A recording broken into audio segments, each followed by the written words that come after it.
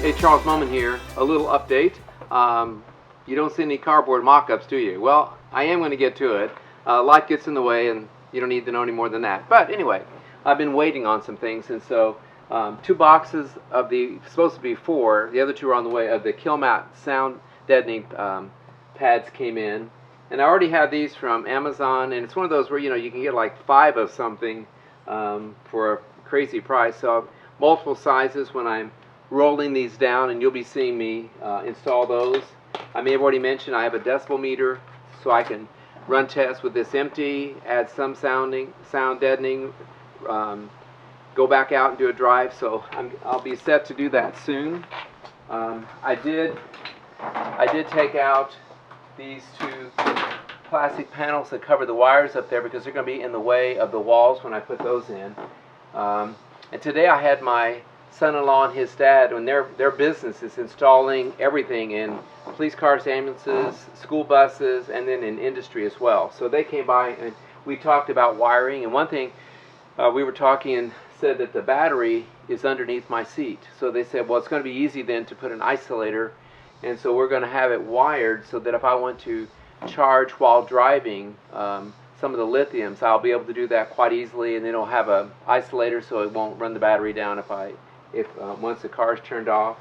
I did get in my 3 sets of seat belts, and I've already talked about the safety concerns with that, and I know, but I told you how I'm going to use them. But I did order a 4th one because the box up there that will have the porta potty in it, and it's a seat that's latched down, I'm going to put a 3-point harness seat belt there.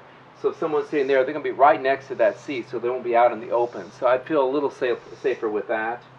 And just about everything has come in that I need, so I won't have an excuse to not get going now. But there are 1/4-20 holes all throughout this van. I don't think I'll have to drill any holes to mount. So I know there's cheaper ways of doing it, but I went ahead and got a nice plus nut tool and a bag of 100/4-20, the bulb ones that expand and really hold. So I've got that. And so then I also got the pocket holes. I've seen a lot of builders use these. That'll help a lot. Inexpensive. There are more expensive ones, but I got the shape tool that I can put around to help me when I'm cutting these templates out. So we're getting all set there. And then also we talked about how I'm going to leave most of this wire. I'm going to leave all this wiring alone. I may unplug the ones up there eventually, but I might keep these.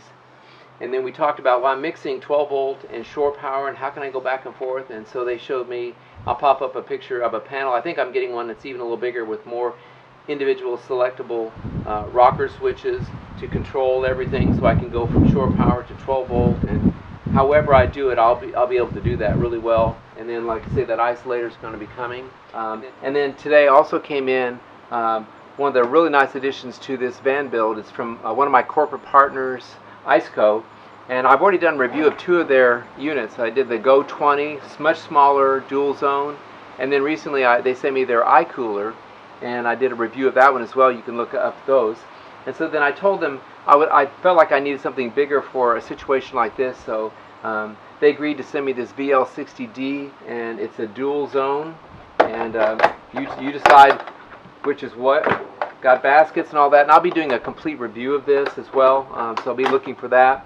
But I asked for this, and it's a 64-quart unit, and it's got some weight to it, and it's got the really great German-made compressor in it, and the venting is here. My original plan was to put this turned the other way around under this cabinet where the cooking is, where the induction top would be, and the microwave and all that cooking space. But that would work. But I would have to have some computer fans or something to get the air moving, so it has to be properly vented. So I told them originally I did not need their custom slider, which is really nice, and because I thought it was going to come out this way. But now I realize my cabinet, when you look at this, the cabinets will come out about to here. And so what's going to happen is this is going to be on their slider. So I contacted IceCo again today, my contact, and said, hey, I will need that slider, so this can slide in and out. And so it'll slide and it'll be flush to the end of the cabinet, and probably maybe inset a little bit to protect it. But this will be open, so it'll automatically get ventilated. The power plugs are here, and I'll find a way to route that. And so all it means is when I open it, in a way it's going to seem backwards because it's going to be facing this way. But let's say we make this the refrigerator, we slide it out just this far, and it actually does a little lock. We can open this up from here or there, but even in here, get what we need, close it back up, shove it back in. So it's really not going to be a big issue, and that way I don't have to mess with the fans and all that. So this will slide back in. Let's see if I can do it. It's not light. And so it'll be, like I say, flush or inside the cabinet a little bit, because I don't want to be banging into this, but I'll find a way to protect that. I probably could even put some kind of something over here where it's still breathable. I'll figure that out. I got lots of things left to figure out. So this will be a great addition, and I'm very appreciative to all my corporate partners. And so there you go. There's my little update. And so next time you will see the mock-ups, and I'll be showing you where the outlets are going to be, and I should have that all sorted out. And then probably in that episode I will put I'll start putting the kill mat in, and with some recordings of the sound vibration, see how it changes, and it definitely will change. So there you go, and I'll be back with you soon. Thanks for watching.